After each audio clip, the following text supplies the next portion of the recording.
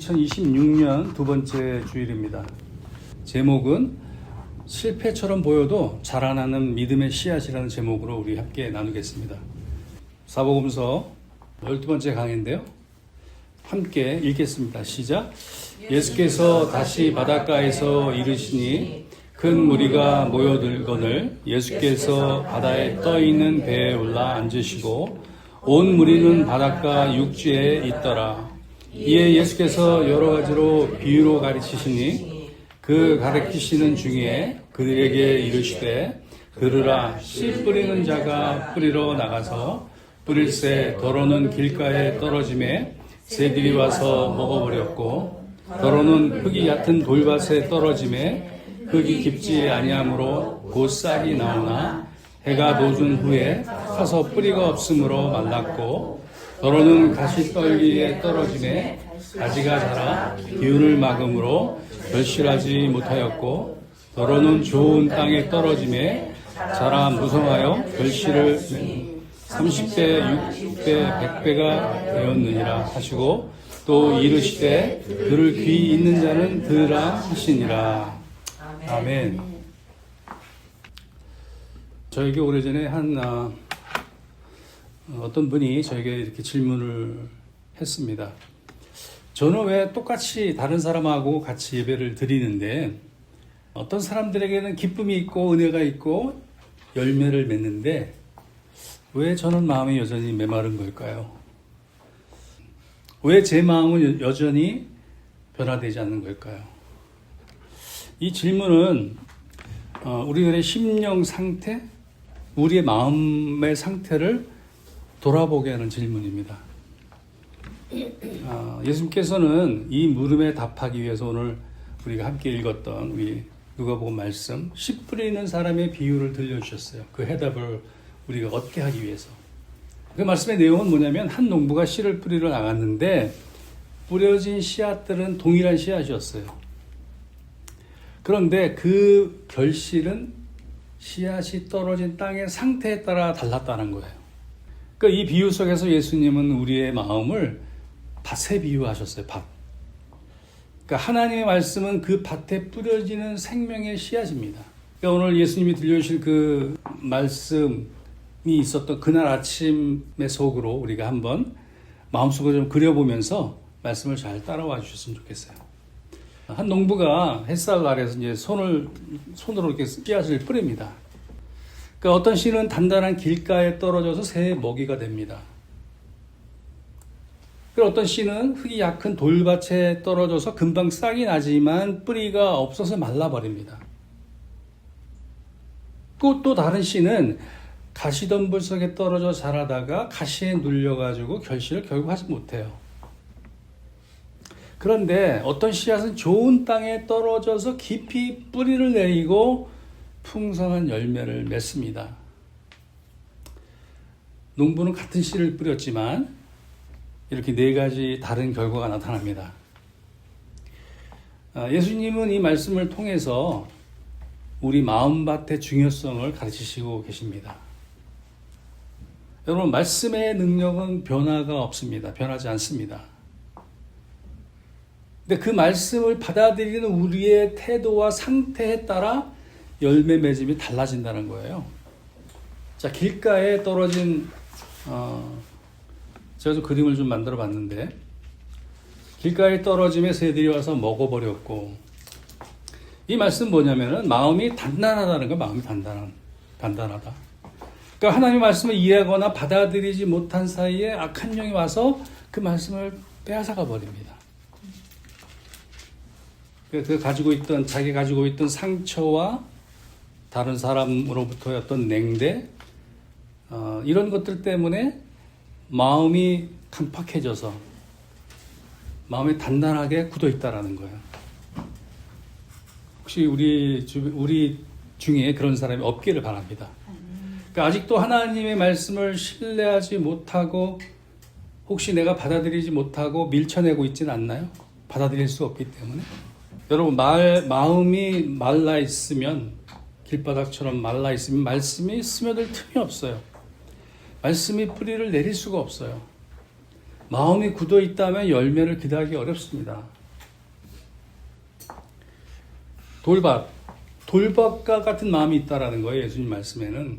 그러니까 겉보기에는 흙이 있어 보이지만 속은 돌투성이 같은 얕은 마음이에요.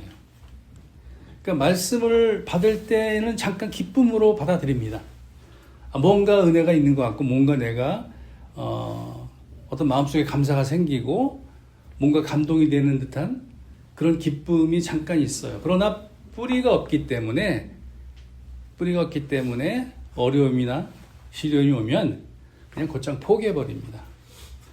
요즘 세상 사람들이 흘러가는 이 세상의 추세가 무언가를 우리가 시작하면 즉각적인 결과를 추구하잖아요. 무언가 빨라야 됩니다. 이렇게 결과 도출이 빨라야 돼요. 그래서 즉각적인 체험을 원해요. 즉각적인 은혜를 원하고 우리가 기도하면 기도 응답이 바로 되어야 되고 우리가 말씀을 받으면 우리 삶이 마치 새롭게 변화될 것 같은 그러한 마음속에 그런 것이 있다라는 거예요. 그러나 뿌리가 없기 때문에 결국은 열매를 맺을 수가 없다라는 거예요.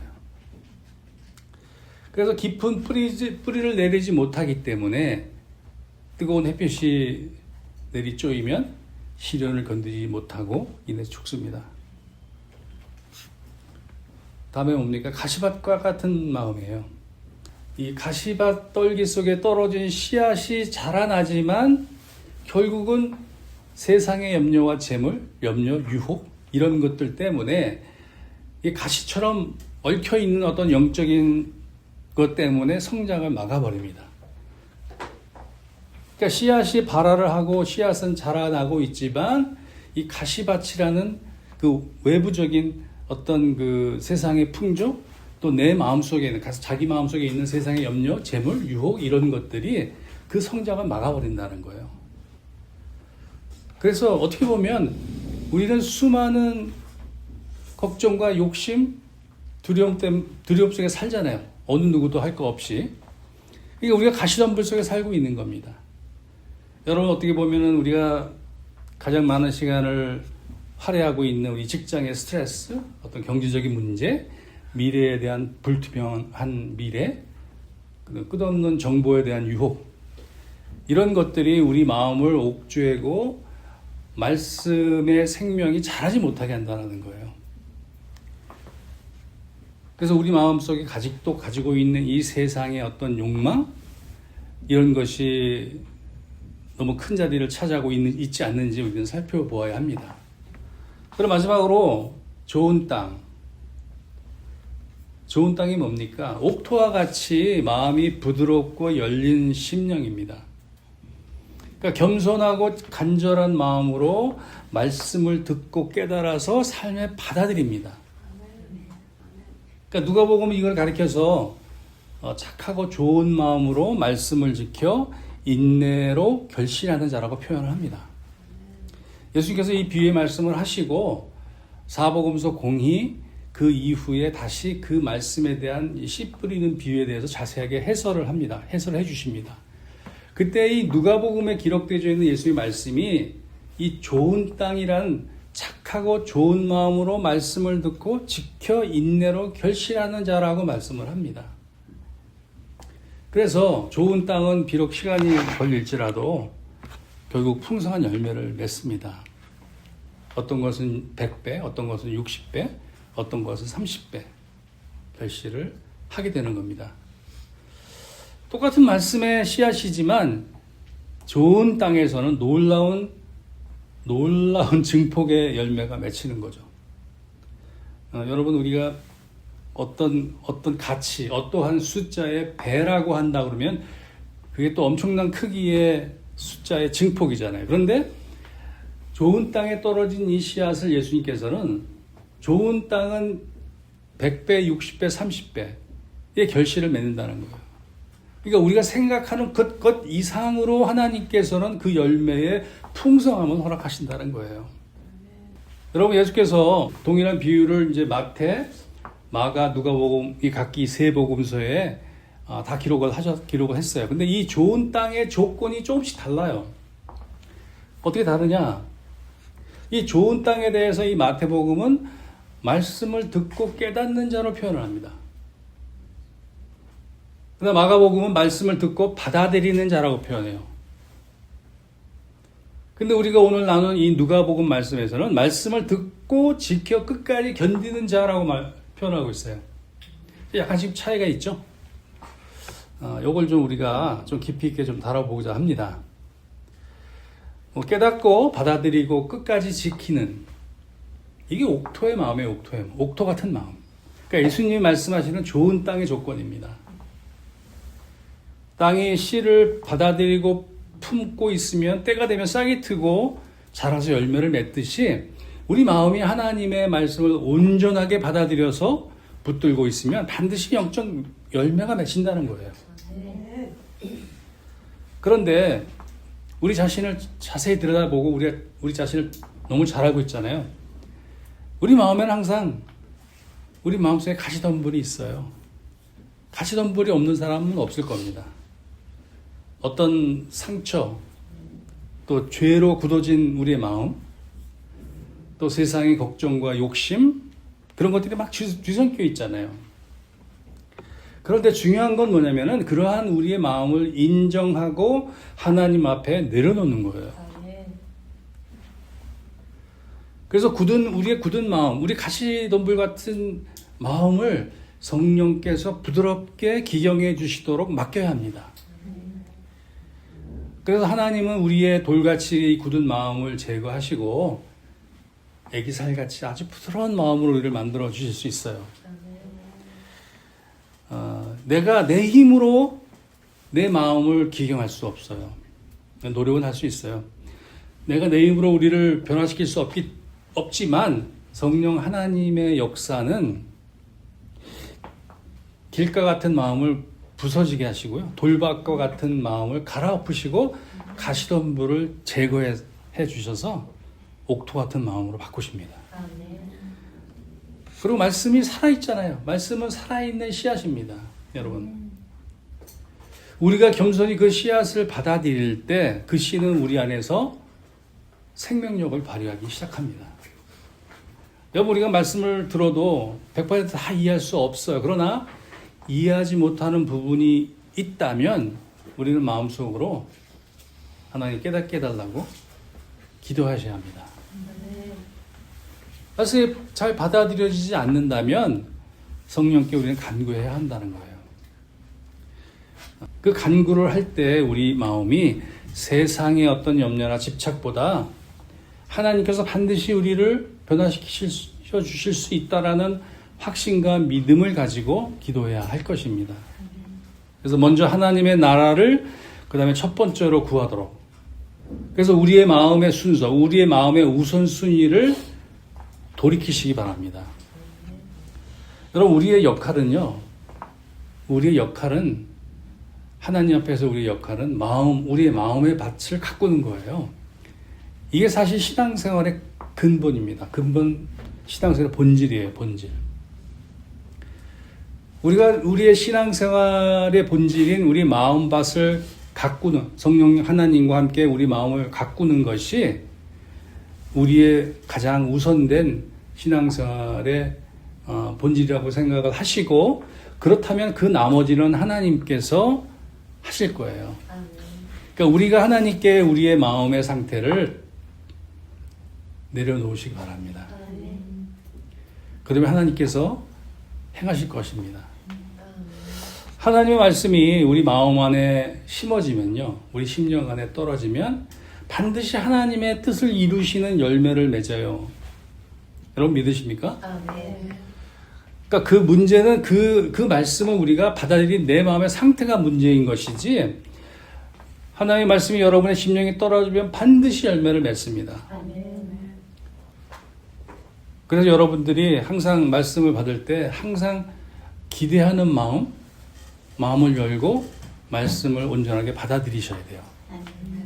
그러면 우리 심령 안에 떨어진 이 말씀의 씨앗이 반드시 자라나서 열매를 맺게 될 것입니다. 여러분, 오늘 예수님의 이 비유에서 똑같은 씨가 뿌려졌어요. 똑같은 씨.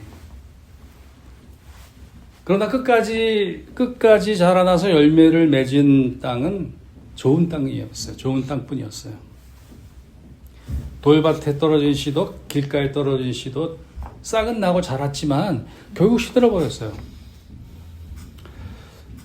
이미 말씀드렸지만 가시덤불에 떨어진 씨도 어느 정도는 자라긴 했지만 끝내 열매를 맺지 못했어요. 왜 이런 차이가 생겼을까요? 오늘 누가복음에서 말씀한 대로 인내가 있고 없고의 차이예요. 그러니까 우리 신앙생활에 인내가 있고 없고 차이라는 거예요. 그러니까 누가복음에서 말씀하셨듯이 말씀을 듣고 지켜 끝까지 견디는 자라는 거예요. 끝까지 견디는 자. 견디는 게 뭡니까? 인내한다는 거잖아요. 어려움이 와도 인내한다는 거잖아요. 그래서 인내로 결시하는 자라고 강조했어요. 이 누가복음은. 그래서 참된 믿음은 주어진 시험을 잘 견뎌내는 거예요. 여러분에게 어떤 시험이 닥쳐오면 그것을 잘 견뎌내고 끝까지 남는 믿음이 우리를 결국은 열매 맺게 하는 겁니다. 다시 말해서 우리의 믿음은 시련과 인내의 과정 속에서 그 인내와 시련을 통과할 때 진짜 믿음이 자라나는 거예요. 아까도 말씀드렸지만 우리는 요즘에 우리가 사는 세상은 빠른 것을 요구합니다. 스피드. 뭔가 즉각적으로 뭔가 결론이 나와야 되고 결실을 맺어야 되는. 그렇게 되지 않으면 우리 답답하게 느껴져요. 그래서 우리도 신앙생활에 있어서도 어떤 즉각적인 응답, 즉각적인 은혜가 느껴지지 않으면 우리는 신앙생활의 기쁨을 잃어버립니다. 그러나 여러분들 가만히 생각해 보면 씨앗이 열매를 맺으려면요, 햇빛과 비바람을 견뎌야 되고 그런 기나긴 시간이 필요하듯이 우리의 믿음도 인내의 과정이 필요하다는 거예요.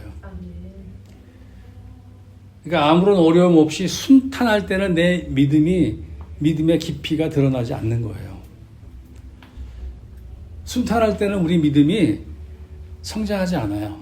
그러나 내 삶의 폭풍우 같은 시련이 몰아칠 때 그 앞에서 내가 끝까지 하나님을 붙드는 인내가 있느냐 없느냐, 그것이 내 믿음의 진정성을 증명합니다.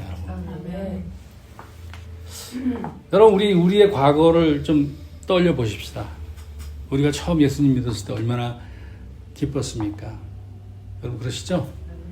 예수님 처음 만났을 때 여러분 어떠셨어요? 뭔가 뒤통수로 망치를 맞은 것처럼 번쩍하는 그런 순간적인 하나님을 우리가 경험했을 때 가지고 있었던, 느꼈던 그런 기쁨을 여러분 생각해 보시기 바랍니다. 그런 이후에 우리는 예배 드릴 때마다 기쁨이 있었어요. 그런데 우리 마음속에 하나님이 나를 어떻게 정말 좋은 인생의 길을 걸어갈 수 있도록 바꿔주시리라 기대했어요. 그런데 그럼에도 불구하고 우리는 어느 순간부터 삶의 어려움을 겪기 시작하고 인간관계에서 아픔을 겪게 되면서 우리는 믿음이 점점 식어갑니다. 기도해도 금방 상황이 나아지지 않아요. 말씀을 읽어도 옛날처럼 마음이 와닿지 않아요. 돌밭에 싹이 올라왔다가 햇빛에 시든 나무처럼 뿌리가 얕아가지고 시험을 견디지 못한 채 말라버린 경험이 우리 다 있잖아요. 우리가 한때는 기쁨에 넘쳐서 하나님의 은혜에 굉장히 감사함을 느끼다가도 조그만 시련과 고통과 그 다음에 어려움이 닥치면 우리의 믿음은 차가워집니다. 왜 이렇게 됐을까요? 왜 이럴까요? 우리는 뭐가 잘못됐을까요? 예수께서 오늘 이 비유의 말씀을 통해서 우리가 깨닫기 원하는 건 뭐냐면 인내가 없이는 믿음이 자랄 수 없다라는 진리예요. 인내가 없이는 믿음은 자랄 수가 없다. 여러분, 처음 예수님을 믿었을 때 받았던 감격이 희미해지고 기도에도 하나님이 침묵하시는 것 같고 삶의 문제는 점점점 산처럼 커 보일 때가 있어요.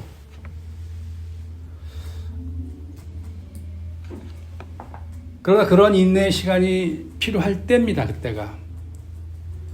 우리의 믿음이 연단됩니다. 그러니까 뿌리를 깊이 내리는 시간이 되는 거예요. 그 어려운 그 시간이.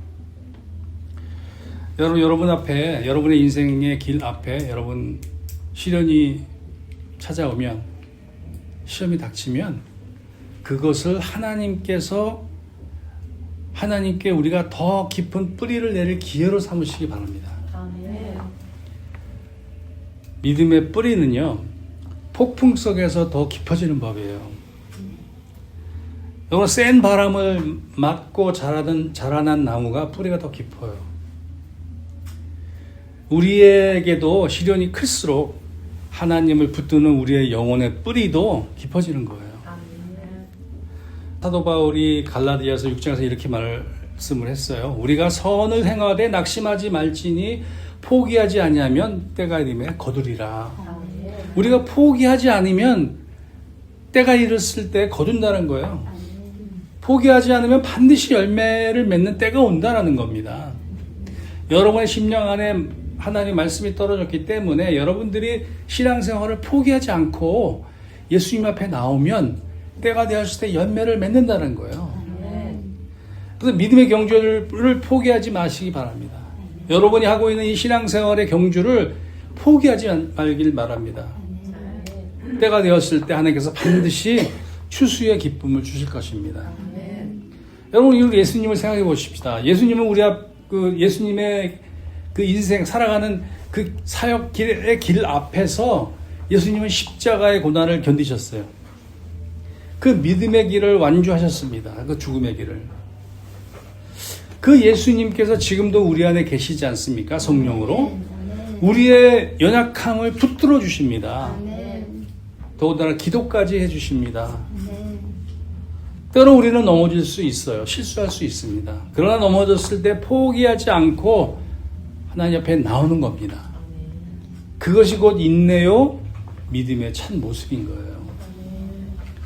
여러분, 실패는요 믿음의 끝이 아닙니다. 실패하더라도 다시 일어나서 예수님을 붙드는 믿음이 살아있는 믿음이에요. 아멘. 우리 믿음이 살아있잖아요. 우리 죽은 믿음을 믿는 것이 아니잖아요. 우리가 다시 일어나서 예수님을 붙드는 것이 정말로 살아있는 믿음인 거예요. 이처럼 참된 믿음은 넘어질 수는 있어도 포기하지 않고 끝까지 가는 믿음이에요. 아멘. 여러분, 끝까지 경주하시기 바랍니다. 아멘. 우리의 영적인 인내는요 절대로 우리 혼자 힘으로 이루어지지 않아요. 기억하시기 바랍니다. 성령 하나님께서 우리 안에서 인내의 열매를 맺게 도와주십니다. 아멘. 그러니까 성령의 도움 없이는 우리는 그 경주를 끝까지 갈 수가 없어요. 또한 하나님은 우리의 선한 시련, 모든 시련을 선하게 협력하여 이루어 주십니다. 그래서 시련을 인내하는 자에게 약속하신 생명의 면류관을 예비하고 계세요, 하나님께서. 그래서 끝까지 인내하는 믿음은 반드시 열매를 맺습니다. 포기하지 마시기 바랍니다. 우리도 씨를 뿌리잖아요. 우리도 복음의 씨를 뿌리는 자들이잖아요. 우리도 복음의 씨앗을 뿌려야 합니다. 아멘. 그래서 하나님의 나라의 열매를 이 땅에서 추수해야 해요. 여러분 이웃들, 여러분 가족들, 여러분 주변의 친구들. 그런데 우리가 사는 세상은 결과 중심의 문화에 익숙해져 있잖아요. 뭔가 결과가 있어야 돼. 뭔가 우리가 지불하고 뭔가 대가를 치르면 뭔가 그에 상응하는 결과가 있어야 됩니다. 그러니까 눈에 보이는 성공, 눈에 보이는 성장이 빨리 나타나지 않으면 좌절해요, 우리는.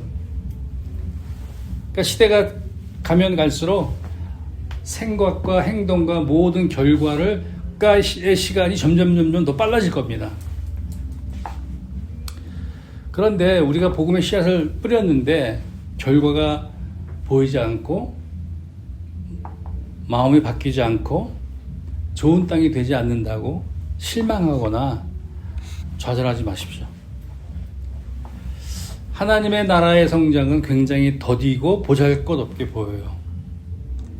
아무런 변화가 느껴지지도 않고 보이지도 않아요. 아무리 우리가 복음의 씨앗을 뿌려도 사람들이 변하지 않는 것 같아요. 오히려 어떨 때는 오해를 받습니다. 우리가 거부당합니다.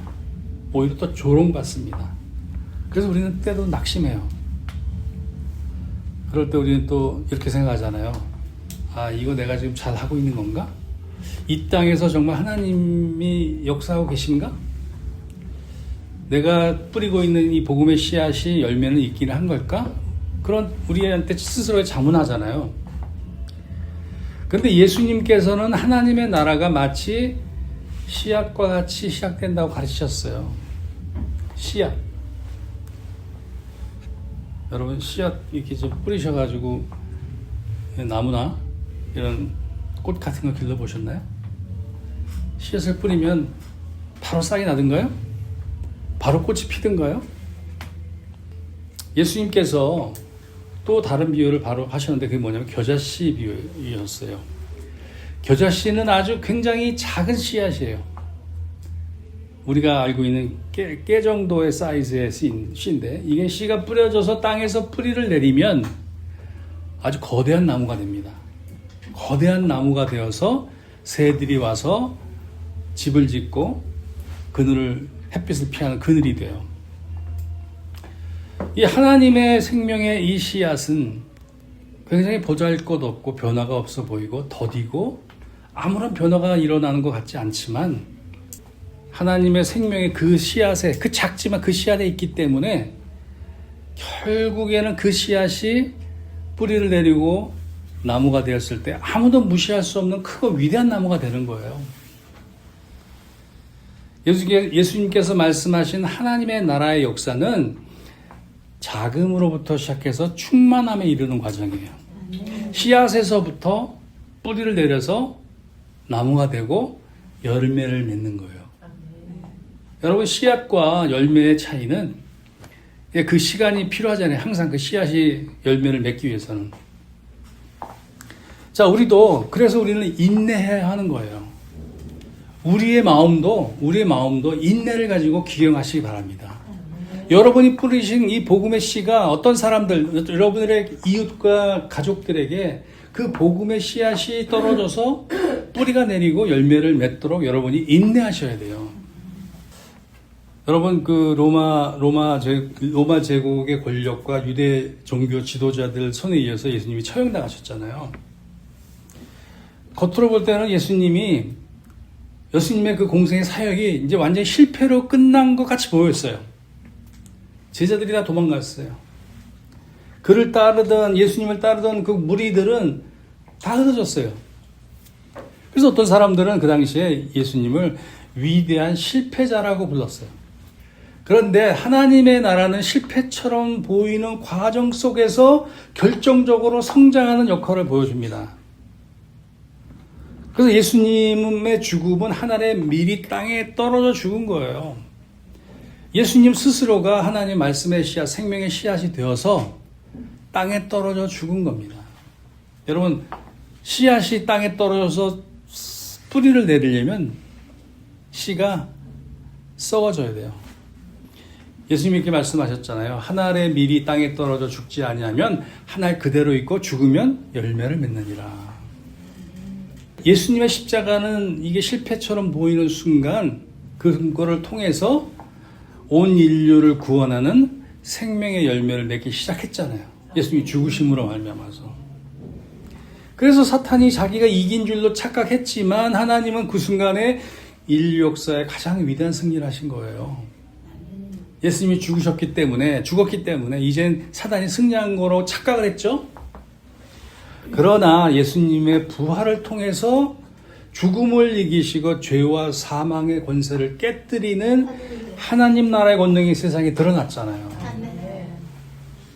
우리가 익히 다루었지만, 우리 사도행전 쭉 우리 전체를 다루었지만, 이 초대교회 120명의 작은 공동체로 시작했어요. 그런데 성령의 역사로 복음이 강력하게 퍼져나갔잖아요. 스데반이 순교했지만 그런 박해를 통해서 성도들은 오히려 더 복음의 씨앗을 뿌리는 통로가 되었어요. 그래서 하나님의 나라는 유대, 사마리아, 곧 이방까지 복음이 나갔잖아요. 그러니까 겉보기에 실패 같았던 이 순간순간마다 복음은 더 깊이 뿌리 내렸고 더 멀리 전진하고 있었다라는 거예요. 하나님의 나라는 눈에 보이지 않아도 우리가 눈에 볼 수 없을 때에도 반드시 잘하고 있습니다. 아멘. 여러분 믿으시기 바랍니다. 아멘. 여러분 소망을 버리지 마십시오. 여러분들의 마음의 상태라든지 여러분이 뿌렸던 그 복음의 씨앗을 받은 그 이웃이나 친구나 가족들의 상태에 너무 의기소침하지 말라는 말씀이에요. 언젠간 하나님께서 때가 되었을 때 열매를 거두신다라는 거예요. 아멘. 보이지 않는 땅 속에서 그 생명의 씨앗은 지금 움트고 있다라는 거예요. 아멘.